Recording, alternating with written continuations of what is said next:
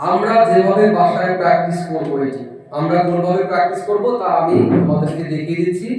ঠিক সেম তোমরা বাসায় প্র্যাকটিস করবে। প্রথমে তোমরা এই শীটটি হাতে নেবে, নিয়ে তোমরা আঙুল দিয়ে প্রথম পড়বে খাওয়া ইট। সেম উইথ খাওয়া ইট। খাওয়া ইট।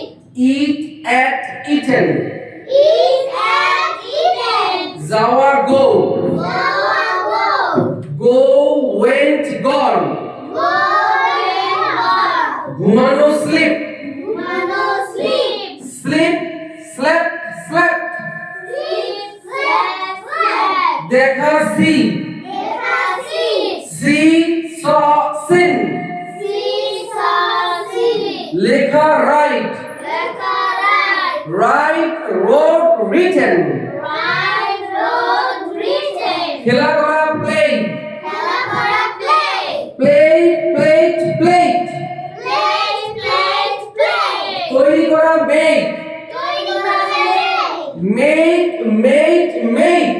Make make make. ডাকা কল।